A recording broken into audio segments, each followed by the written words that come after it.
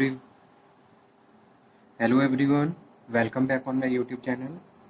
International trade में आज के लेक्चर में हम डिस्कशन करेंगे यूनाइटेड नेशंस ऑर्गेनाइजेशंस।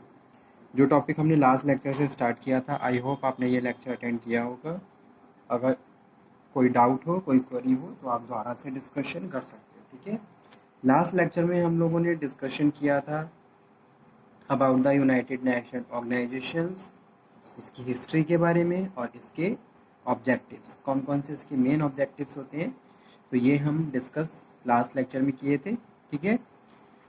इसी टॉपिक को कंटिन्यू करते हुए आगे आज के लेक्चर में हम लोग डिस्कशन करेंगे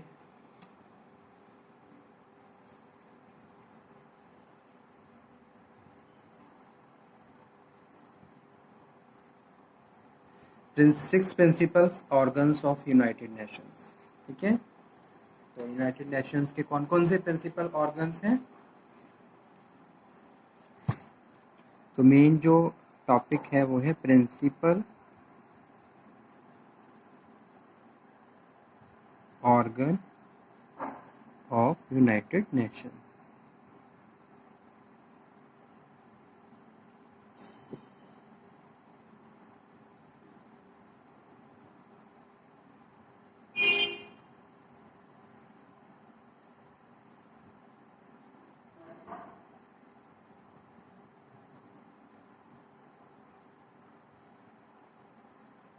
तो यूनाइटेड नेशंस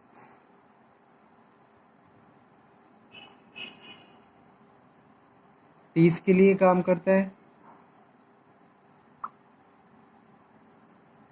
वर्ल्ड पीस के लिए काम करता है। United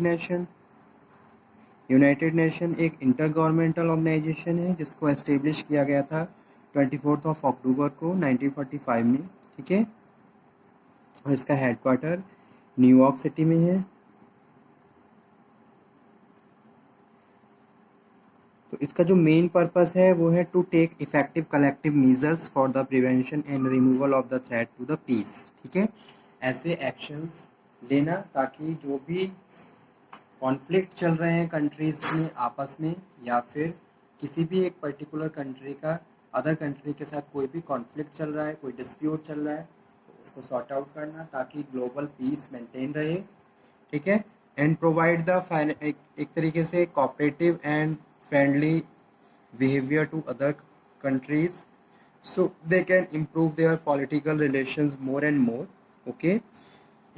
If we are talking about the objectives, maintaining international peace and security, promoting human rights, protecting human rights, fostering social and economic development, that is very important thing for every country because every country want increase their economic condition, ठीक है। हर country यही चाहती है कि उसकी economic condition improve रहे, उसकी country में हमेशा इकोनॉमिक डेवलपमेंट रहे। So UN also contribute and provide the support to the member countries to improve their economic growth and development, okay। Friendly international relations among the world nations, providing humanities and aid, solving international problems also, ठीक है। तो ये तो कुछ थे। अब यहाँ पे हम बात करेंगे इसकी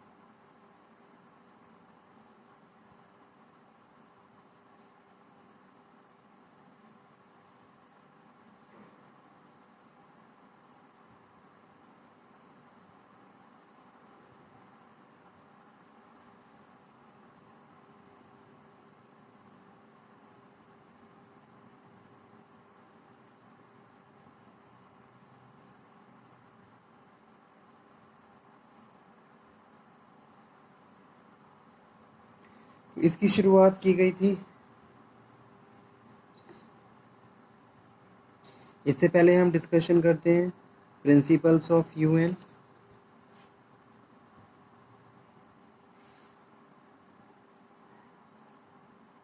तो इसमें फर्स्ट पॉइंट है all member states have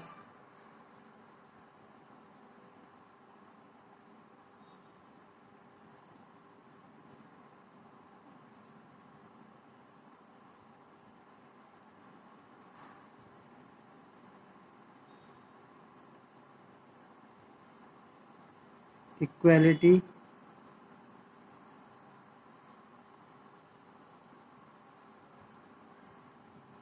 all states must obey the charter.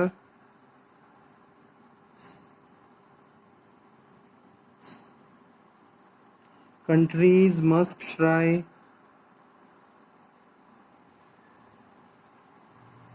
to settle their difference by peaceful means.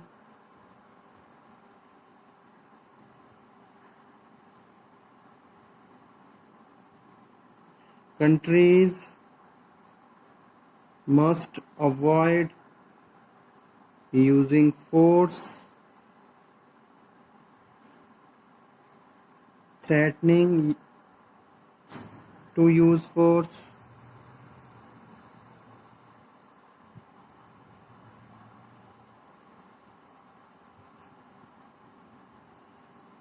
UN may not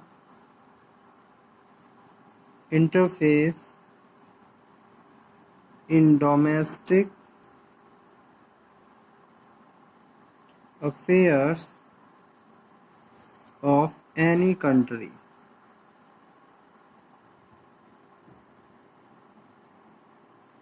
Countries should try to assist the United Nations. ठीक है, इसका स्ट्रक्चर क्या होता है?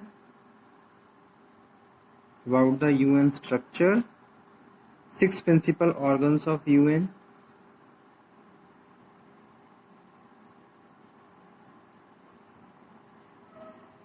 पहले क्या है? General assembly, the General assembly. Second one the secretariat.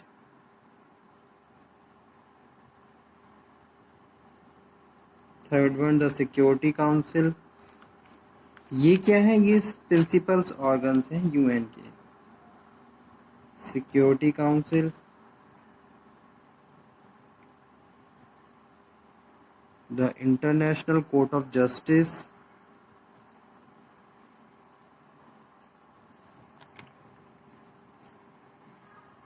Economic and Social Council और the Trusteeship Council. ठीक है, तो ये सारे क्या हैं? ये 6 प्रिंसिपल्स ऑर्गन्स होते हैं यूनाइटेड नेशंस के. इसी जैसे हम बात कर रहे हैं general assembly. Main function general assembly voting on important questions for recommendations on peace and security, budgetary concern, and the elections, admissions, suspension or expulsions of member is by a 2/3 majority of the present any voting. ठीक है, second क्या है? Second one है general assembly के बाद secretariat. Include in international staff working in duty Nations around the world. Primarily has an administrative functions. The Secretariat General holds office for 5 years per term. ठीक है, current secretary कौन है? Banking. ये एक बार आप ध्यान दे टैली कर लीजिए. इसी तरीके से सिक्योरिटी काउंसिल होते हैं. यूएन मोस्ट पावरफुल ऑर्गन है. It deal with threats to international peace and security. It has 15 members. 5 क्या होते हैं इसके? परमानेंट होते हैं और 15 क्या होते हैं इसके? परमानेंट नहीं है। अब फिलहाल जो इंडिया क्या है वो 15 का पार्ट बन चुका है, रिसेंट में ही ये चीज़ न्यूज़ में आई थी, ठीक है। और जो परमानेंट मेंबर्स में जो कंट्रीज है वो है USA, China, Russia, Britain and France, ठीक है। फिलहाल जो यूएन की जो मेजबानी कर रहा है on the month of the August, ठीक है, वो इंडिया कर रहा है secure as a security council के लिए।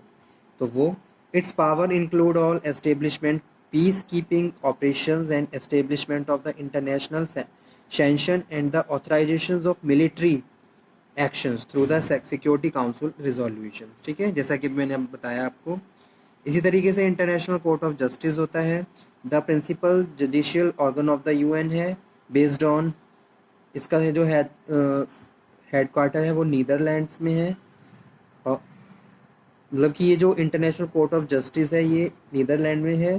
कंसिस्ट ऑफ 15 जजेस elected by the General Assembly and the security Council, apply international law. It main functions are to be settle legal dispute submitted to by its state and the provide advisory options to legal questions submitted to it, ठीक है। No appeal can be made by the parties to its judgment। इसी तरीके से economic and social Council होते हैं, central platform है debate and innovative thinking के लिए, principal body of the coordination, policy review, policy dialogue, recommendations on economic, social and environmental issues as well as for the implementations of internationally agreed development goals. Economic and Social Council engage in wide variety of stakeholder, policymaker, parliamentarians, academic major groups, foundations, business sectors, representatives, and 3200 plus registered non-governmental organizations. The work of the council is guided by an issue-based approach. Trusteeship council क्या होते हैं? Established to help ensure that trust territories were administered in the best interest of their inhabitants of the international peace, ठीक है, इस तरीके से। Okay, thank you. Next lecture में हम इसी टॉपिक को फिर से कंटिन्यू करेंगे ताकि ये टॉपिक पूरा हो जाए। मेन एजेंसीज के बारे में डिस्कशन करेंगे। Okay student, thank you very much.